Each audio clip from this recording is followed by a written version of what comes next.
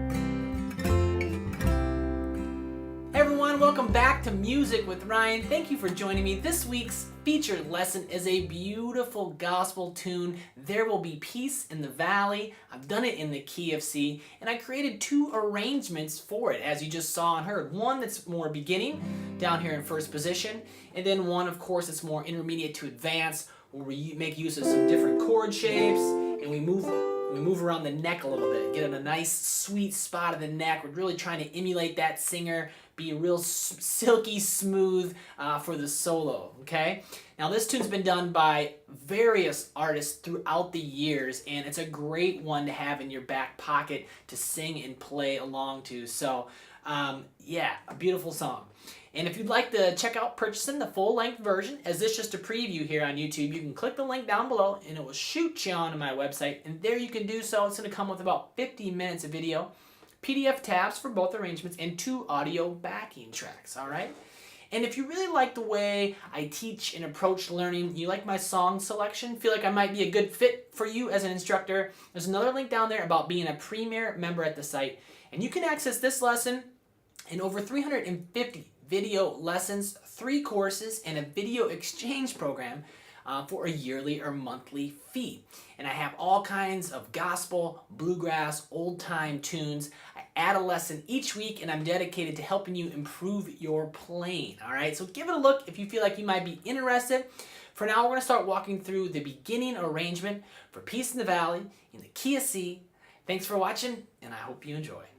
All right, so let's go ahead and start walking through Peace in the Valley here, the beginning or Carter style arrangement. And make note, any markings above the staff, like little numbers, will be left hand fingerings, just be a few for this arrangement. And then the markings below the staff are pick directions. And if you guys follow me out there, you know how strict I usually am about the pick directions, getting those right, as it is very important. But here, this song's a little bit slower, and so it allows for a little more leeway. So I do have the pick marks below there, of course, and those are, strongly suggested pick strokes, and I might adjust those a little bit as I go throughout the piece, but largely I'm going to do what's written. In the intermediate arrangement, we will I might alter those a little bit more. So, anywho, here's the first few measures. We're going to break them down. But yes, you got pick directions below the staff, fingerings above the staff. We're in 3/4 time signature. It starts on beat 3 there, the little pickup. So 1, 2. Do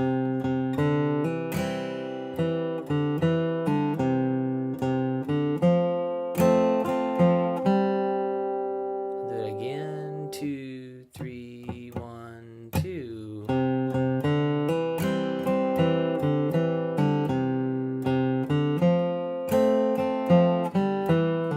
I went on there a little bit into measure 5. So let's take a look. Again, we're gonna be playing, since it's the Carter style, gonna be doing largely out of C position in F position and so forth. So we're playing the melody within the chords is what I'm getting at there. Again, it starts on beat 3, and the melody starts down here on the A string 3rd fret. So that's C note, and the 2 8th notes. So 3 and so down, up, and then a 0-2 hammer on the D. And then a strum, and that's what that little 0 1 0 0 1 0. You see, it's beamed together. It's 2 8th notes, and I kind of use it. I do use it as a strum, and again, I'm strumming those highest 3 sounding strings. Okay, you could do the whole chord, but it doesn't quite sound as clean and crisp. So, just those 3 strings. If you hit more than that, it's not the end of the world. But we're going to see that a lot where we're going to be playing the melody and then doing some strumming, on whatever chord we're on. And then beat 3 of measure 2, play the D string, 2nd fret, then open D. In the next measure, we do 2-0 pull off on the D, then down to the 3rd fret A. That's a quarter note there. It's just all by itself. You see the stems just all by itself. And then the next beat, we have 3 on the A and open D. And that's an 2 8th notes, of course.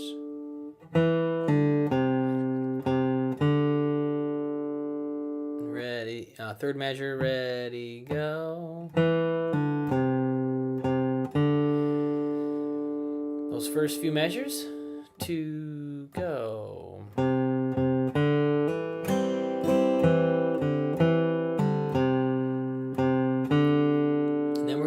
To F chord here, and I'm going to play it kind of what I call the shorthand F chord there, and yeah, play the D string 3rd fret, the melody is on that F note, and then I strum the F chord, and then 3rd fret D, and then open G. So I'm going to come off of that chord right there.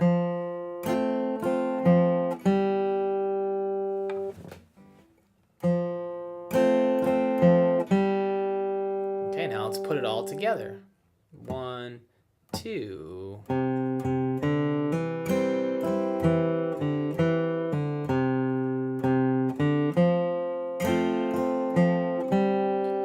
Okay.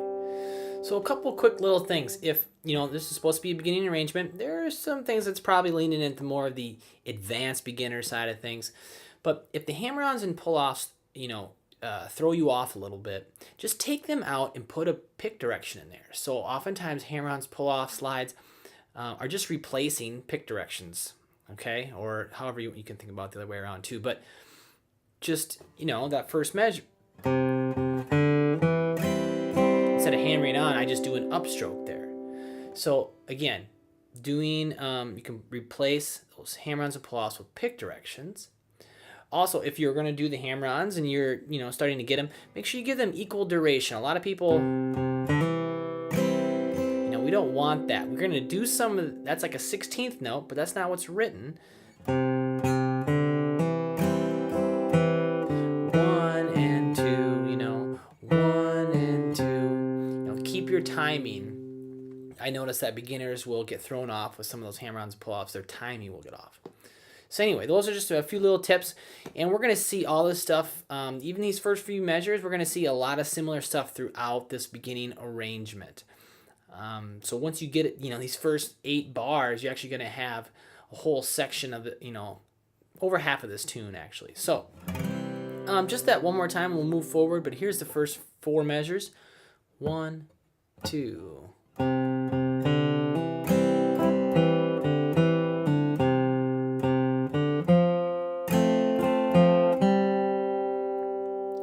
right, and then the next few measures sound like this. Ready, go. And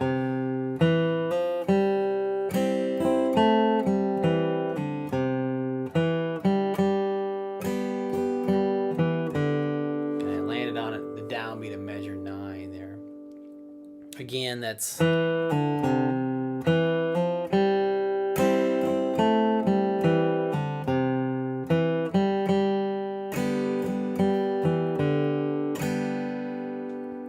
so let's check it out. Measure 5, 2-0 pull on the D. We're gonna be doing this a lot. Then back down to the 3rd fret A.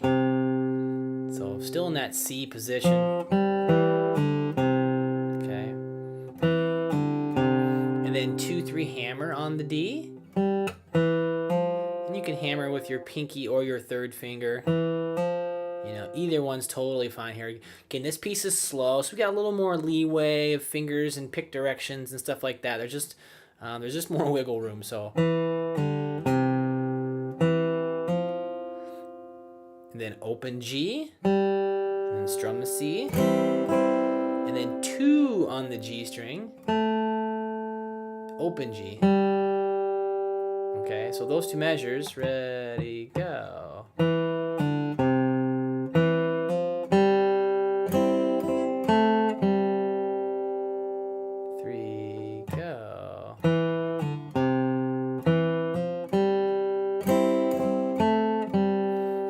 We get to the next measure, and we do go to an A minor here, but I'm not going to really finger the A minor in this case. So 2-0 pull again on the D, and 3rd fret on the A, and then 2 on the D, open G. So there's a quarter note in there. 1 and 2, 3 and. Okay, and again that'll be over the A minor chord. And then going on, we go to a G chord. We play that G, open G string again. Strum. Then G string. 2nd fret D. And then we'll land on an open D to kind of complete that little phrase. All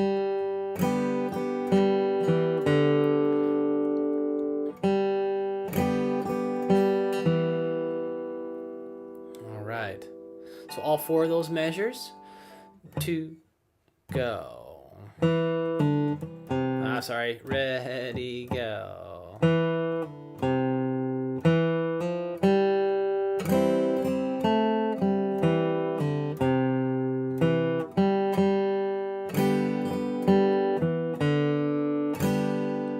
Okay.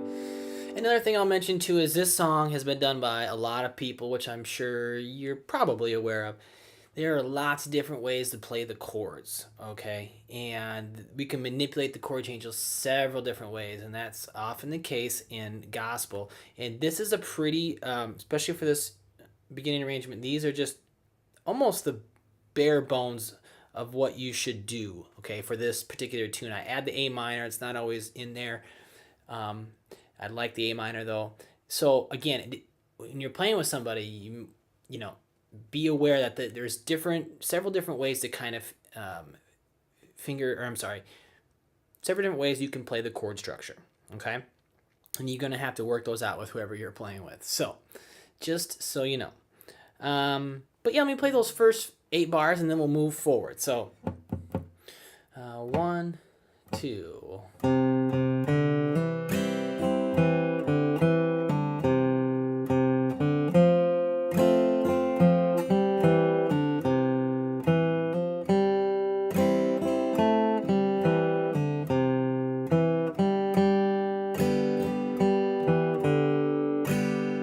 There it is. Let's move on to measure 9.